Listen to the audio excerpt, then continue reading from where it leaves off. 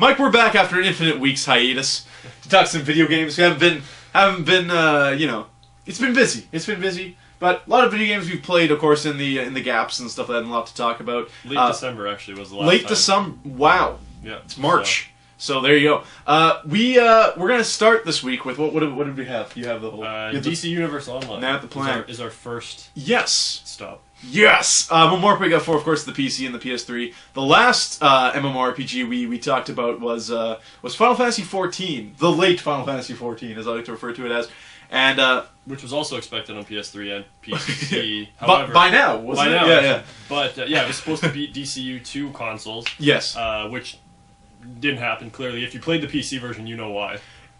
Yeah, I mean, like if you did play the PC version and you had a subscription, ongoing subscription, you probably got the hilarious email from Square telling you basically that yeah, we're gonna wait till the game is good to release it on the PlayStation 3, and they moved everybody from Final Fantasy 11 over. So moving into this next MMORPG made by DC and of course superhero MMOs, Sony Online Entertainment yes, and Warner Brothers Sony co-creation here. The game's been in development for years.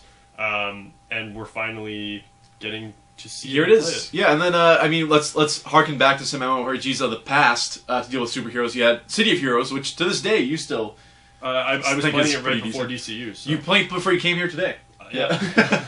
Champions Online, which had an awesome character creator, but the gameplay kind of fell short, and that's also still being played by a lot of people. And then it's moved to free to play as well. So if you're playing Champions, you can for free. Yeah.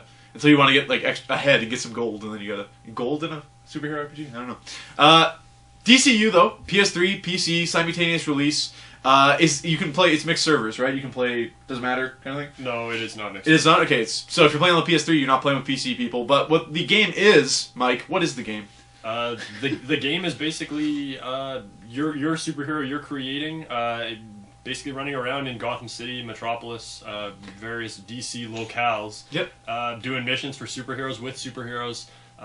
For superheroes. For superheroes, yeah. Not necessarily. You can make villains as well. And you can make villains, yeah. I mean, I chose to make a hero myself, but yep. You can definitely make a villain. And basically, you're going to pick a hero to align yourself with, a mentor or a villain to become your mentor, and they're going to kind of guide you throughout the game, doing your missions and whatnot. DC's doing a comic book tie-in, believe it or not, which apparently is horrible, but the opening cinematic of the game is something else. And there's a story. There's a realistic, high production values, believable story. Like they explain basically why there would be so many heroes and villains basically running around. Yeah. Right? So was it Brainiac? Yeah. Releases was it Nanite or no? Lex Luthor comes from the future. Like Trunks, not unlike Trunks, and he's like, "I'm going to release these nanites or whatever, and they're going to give people exabytes." Thank you, sir. This isn't Metal Gear Solid. So he's going to do nanomachines. He's going to release all these things. It's going to make all these heroes. So maybe we have a chance when that future comes of defending ourselves. Of course, human nature. When people get superpowers, not everybody's going to become a hero, and it kind of evens itself out where people become heroes with their new powers, but also villains. So what you have is you're running around in all these different cities, and there's of course a bunch of player-controlled characters. There's there's NPC characters as well. You can actually in many of the missions team up with actual heroes and villains from the DCU, which is very very neat. Early on, if you choose Batman as a mentor, I mean you're hanging out with Nightwing and all the characters from there. You're also depends what city you're going to be playing in according to your mentor. So you like Batman as your mentor, you're going to be in Gotham. You have a whole Gotham City to explore. Metropolis is actually divided into two sections. So if you choose Superman or Wonder Woman, that's going to decide where you are in the city. That being said, the cities are laid out like beautifully. There's so many different places and locales that you'll recognize. The music's really good. That kind of like you can just rerun. It's like Assassin's Creed Superhero Edition. Yeah. So when you make your character at the beginning, of course, you have a bunch of different weapon styles you can choose. You can do hand-to-hand fighting, you can use swords, you can use guns, you can use rifles, all kinds of silly stuff. And then, of course, you choose, your character's personality, which is kind of how he moves around his environment. If he's a jokester, he's going to be, kind of more aloof. If he's got a serious nature, he's going to be like, just stalking around, beating the crap out of guys.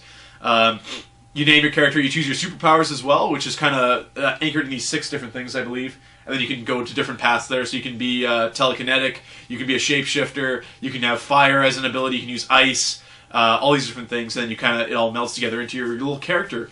And the game really encourages you to make more than one character, especially with how fast it is to actually reach endgame, right, Mike? Yeah, I hit level 30 pretty quickly. I mean, you can do it. I mean, it's not like a one sitting kind of thing. It'll take you about a week or so. I mean, as a normal person playing, but you unlock like the PvP and like raids and stuff. You unlock kind of as you level up.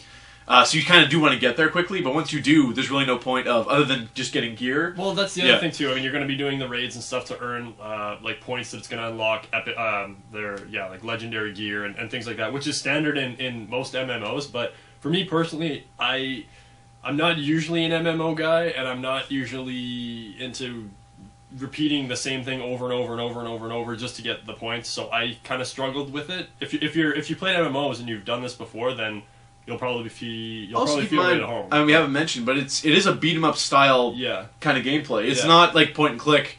It's actually you're taking direct control of your character and jumping around and actually attacking in real time. So for people who aren't so keen on MMORPGs, it is something different. Like it'll feel like a Marvel Ultimate Alliance almost, right? Like a Hulk Ultimate Destruction was actually referenced as like one of the influences in the game. So and it shows. Voice acting, Kevin Conroy, Mark Hamill are the two main ones. I mean, Superman, I'm pretty sure it's the same guy too, right? I think so. You'll notice a lot of if you've watched the animated DC films, which are great as well. You'll notice a lot of the voice acting kind of coming over from that, which is nice. No, it was Baldwin. That's what it was. Sorry, not Tim Daly. It's Stephen Baldwin. It's one of the Baldwins. Sorry. No, but the production values are crazy high on this game, and apparently SOE is going to be supporting the game with regular updates. I mean, they've only really done one big one so far, right? With Catwoman, I believe it was. But, you know, having just come off of Final Fantasy XIV, you can't help but like DCU a lot. The only thing, or one of the other things too about the missions, before we kind of move past that, is they do kind of seem a little repetitive. You're kind of doing the same thing, but it never really feels repetitive. They kind of do a really good job of refreshing each mission, so it's like, yeah, okay, I'm still picking up items, but it's new items for new people. So it's an interesting approach to it. I wasn't bored by it. And you can always break it up too, because you can, like, essentially queue yourself for, let's say, a raid or something like that, which are super cool and thought out. Like the actual stories behind them. Like you go, like we went to one that was like Area 51, beating up robots. It's Bloodhaven, and it's like a 45-minute mission that you're on. That's kind of like almost like an issue of a comic book. It's neat. So you can break it up with that. Yeah. That being said, though, the game isn't perfect by any means. It feels unfinished, not to the point that Final Fantasy XIV is unfinished, more or less that you get to a certain point and you're like, I might as well make a new character because I can't really gain anything on this one. Well, like, there are technical issues. I mean, voice chat's constantly down. League chat has been down multiple times. But voice chat in a game like that is... There is the occasional crash and stuff like that with the game. No kidding. Don't complain.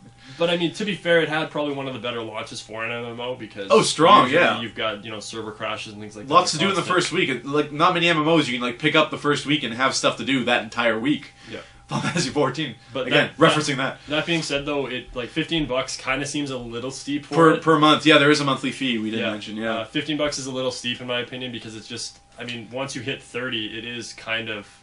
Also, those looking to save money on the PS3 cannot buy the game used. Once you actually use the code when you buy the game, it locks to that console, meaning you can't pick up a used copy of DCU. There's no way to buy a code outside. So, as of yet. So you're paying full price for this game as well, but you get the free month. So I mean, you're saving your money there, I guess. Let's score this one up, Lee. What are you giving? DCU again. I'm gonna say it one more time. Final Fantasy 14 coming off of that game. This was a breath of fresh air. Making a superhero itself was awesome. The character creator, while not maybe as good as Champions, is very, very robust in this game. You can really make your own little character, or you can make exactly Batman, as many people do. Or Flash. Mr. Speedy, I think, is his name. I give DCU, I mean, you've spent way more time than I have, but as the experience I had over a couple weeks with it, I'm going to give it a 7 out of 10. I'm going to be right around there with you. I mean, I enjoyed it, but I'm struggling at this point to maybe see why I should keep playing. So if they pump out a little bit more... Look at the whole picture, though. Like, production values are high. There's a whole comic book around it, which, again, isn't very good. But, They really kind of hit it out of the park for a studio that, I mean, what's Justice League on the PS2 or whatever? Like, we've wanted to see a DC superhero kick-ass game, and now we kind of have it. So there you go. 7.5 out of 10 for me. DCU.